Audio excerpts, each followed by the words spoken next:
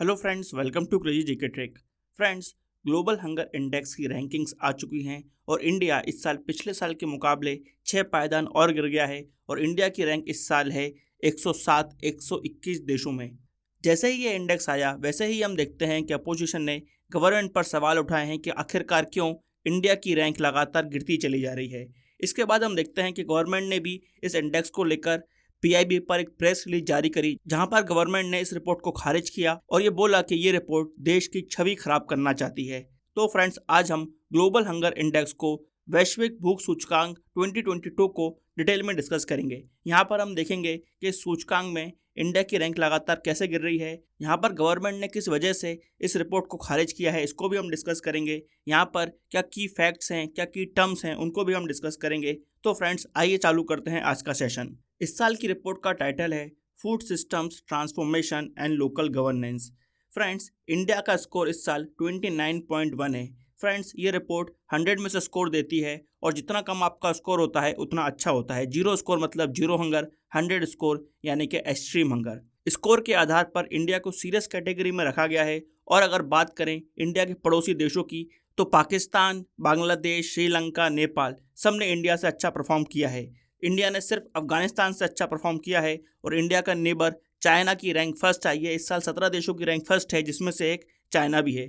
यहाँ पर नोट करने वाली बात यह है कि इंडिया की रैंक लगातार गिरती चली जा रही है। अगर हम 2014 से देखें तो इंडिया की रैंक लगातार गिरी है। 2014 में इंडिया की रैंक 55 थी, उसके बाद 80 हुई, 97, 100 और अब 107। तो यहाँ पर हम देख रहे हैं इंडिया की लगातार रैंक बढ़ रही है, यानी कि इसका ये मतलब है कि इंडिया में लगातार भुखमरी बढ़ती चली जा रही है। आखिरकार ऐसा क्यों हो रहा है, इसको हम आगे डिस्कस करेंगे।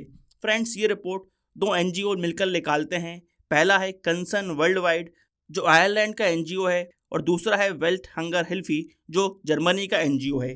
फ्रेंड्स, ये दोनों एनजीओ मिलकर ये रिपोर्ट निकालते हैं और इस साल इन्होंने 121 कंट्रीज के लिए इंडेक्स निकाला है। यहाँ पर उन कंट्रियों को छोड़ दिया जाता है जो कि डेवलप्ड हैं और ये माना जाता है कि वहाँ पर हंगर जैसी समस्या अब नहीं है।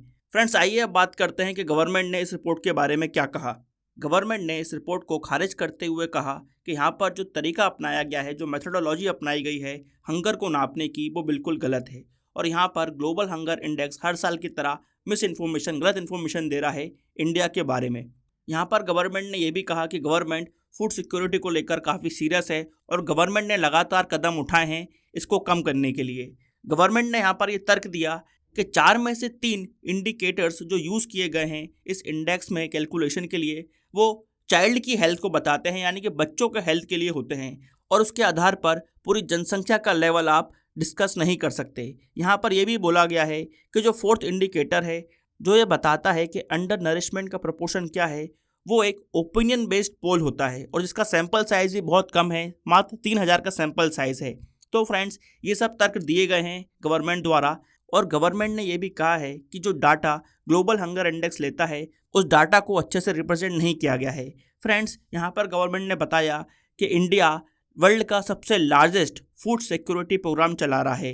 मार्च 2020 से हम देखते हैं कि नेशनल फूड सिक्योरिटी एक्ट के तहत प्रधानमंत्री गरीब कल्याण योजना में करोड़ों लोगों को फ़ायदा मिला है। इस योजना के तहत 80 करोड़ लोगों को गवर्नमेंट ने मुफ्त राशन दिया है। इसके अलावा आंगनवाड़ी वर्कर्स जो हैं, वो देश भर के 14 लाख आंगनवाड़ी केंद्र में राशन की व्यवस्था कराती हैं ताकि लोगों के घरों तक राशन पहुंच सके। इसके अलावा भी प्रधानमंत्री मातृ वंदना योजना है, जहां पर 1.5 करोड़ महिलाओं को 5,000 रुपये दिए जाते हैं उनके फर्स्ट बर्थ के बाद। तो फ्रेंड्स, ये कुछ इनिशिएटिव्स हैं गवर्नमेंट के, जहां पर गवर्नमेंट हंगर को कम करना चाहती है और न्यूट्रिशन के लेवल को बढ़ाना चाहती है। इसके अलावा फ्रेंड्स, इंडिया में पोषण अभियान भी चल रहा है जो स्पेसिफिकली ध्यान देता है न्यूट्रिशन पर, खासकर बच्चों के न्यूट्रिशन पर और गर्भवती महिलाओं के न्यूट्रिशन पर। मगर फ्रेंड्स, यहाँ पर हमको ये बात नोट करना चाहिए कि सन 2000 से देखें 2014 तक तो इंडिया का स्कोर गिरा था और इंडिया ने इम्प्रूवमेंट किया था। इंडिया की रैंक भी उस समय काफ़ी अच्छी थी, मगर 2014 से लेकर 2022 के बीच में इंडिया ने कुछ खास इंप्रूवमेंट नहीं किया है, बल्कि यहाँ पर इंडिया की रैंक बढ़ी है और इंडिया में हंगर लगातार बढ़ता जा रहा है। इस साल का इंडेक्स हमको बताता है कि इंडिया में चाइल्ड मोर्टेलिटी कम हुई है और साथ साथ इंडिया में चाइल्ड स्टंटिंग भी कम हुई है, मगर जो प्रपोर्शन है पॉपुलेशन का अंडर नरिशमेंट के अंदर वो बढ़ा है और चाइल्ड वेस्टिंग भी बढ़ी है। और फ्रेंड्स, यहाँ पर गौर करने वाली बात यह है कि कुछ समय पहले ही नेशनल फैमिली हेल्थ सर्वे आया था और उस सर्वे में भी ये बात निकलकर सामने आई थी कि इंडिया में रिसेंटली चाइल्ड वेस्टिंग और अंडर नरिशमेंट बढ़ा है। तो फ्रेंड्स, यहाँ पर गवर्नमेंट ने तो इस इंडेक्स को खारिज कर दिया है, मगर ऐसा नहीं है कि इस इंडेक्स में इंडिया हमेशा से ही पीछे था। इंडिया ने एक समय इंप्रूवमेंट भी दिखाया था और अब इंडिया पीछे जा रहा है। तो फ्रेंड्स, यहाँ पर मेथड्स को लेकर जरूर सवाल उठ सकते हैं, मगर जरूरी नहीं है कि पूरी रिपोर्ट ही गलत हो।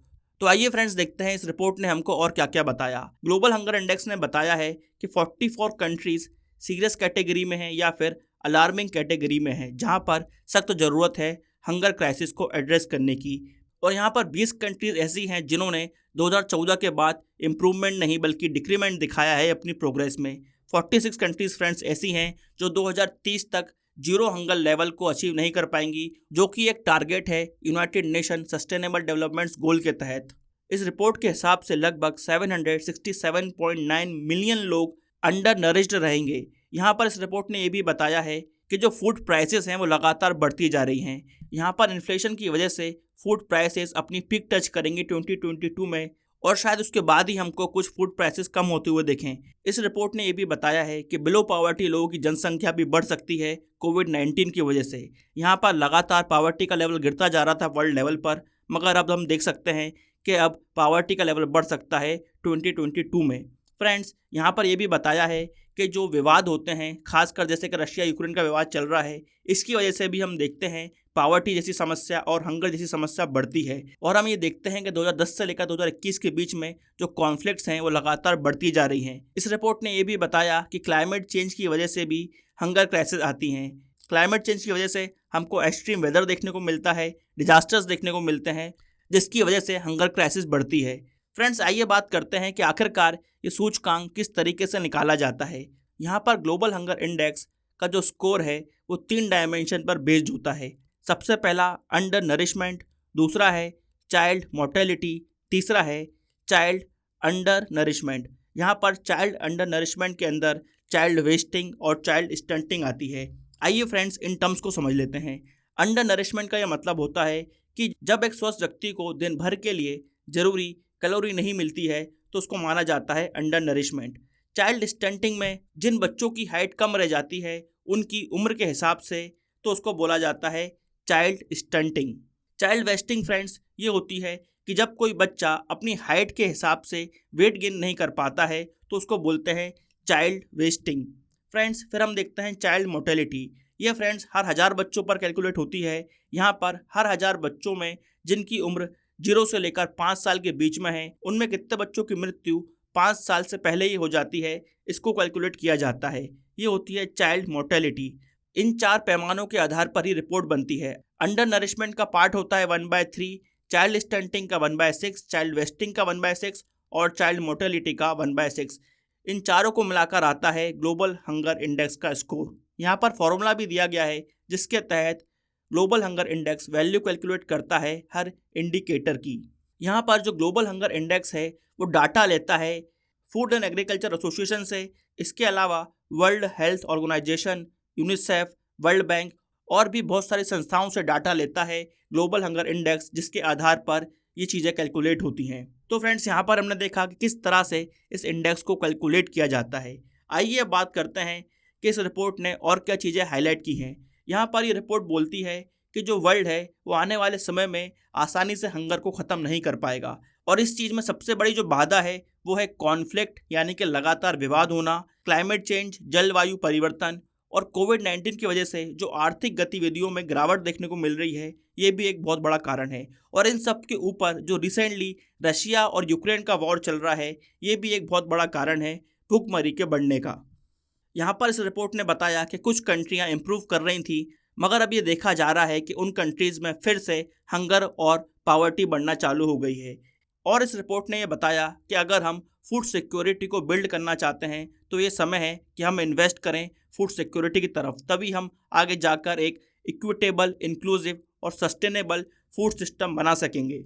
यहाँ पर इस रिपोर्ट ने बोला है कि यहाँ पर कम्युनिटीज़ को, सिविल सोसाइटी ऑर्गेनाइजेशन को, स्मॉल प्रोड्यूसर्स, फार्मर्स और जितने भी बाकी ग्रुप हैं उनको साथ आना पड़ेगा, अपनी नॉलेज को और अपने एक्सपीरियंस को शेयर करना पड़ेगा, तभी जाकर खाने को लेकर एक अच्छी गवर्नेंस स्थापित हो सकती है।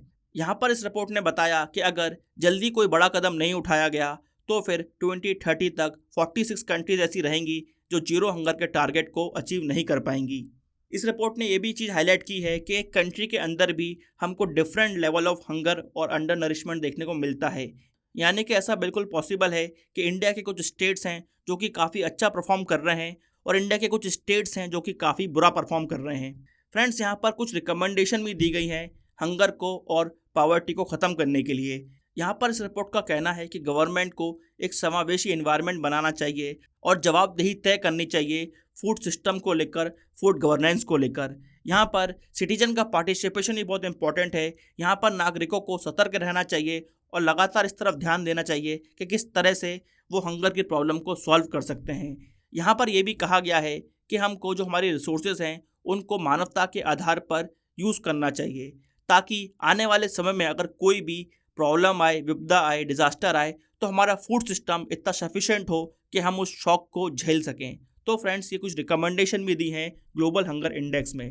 फ्रेंड्स, यहाँ पर नोट करने वाली बात यह है कि ये बात तो सही है कि गवर्नमेंट ने बहुत लोगों की मदद की कोविड के टाइम पर और फ्री में राशन बांटा। मगर फ्रेंड्स, इस रिपोर्ट ने ये भी चीज़ भी हाईलाइट की है कि जब तक आप लोगों को एम्पावर नहीं करोगे, उनका जब तक इकोनॉमिक डेवलपमेंट नहीं होगा, जब तक आप उनको इतना सक्षम नहीं बनाओगे कि वो खुद एक अच्छा खाना अफोर्ड कर सकें, तब तक हंगर को ख़त्म करना और पॉवर्टी को ख़त्म करना एक बहुत बड़ा चैलेंज रहेगा। इसलिए यहाँ पर इम्पॉर्टेंट है कि सस्टेनेबल और इंक्लूसिव इकोनॉमिक डेवलपमेंट की तरफ इंडिया बढ़े।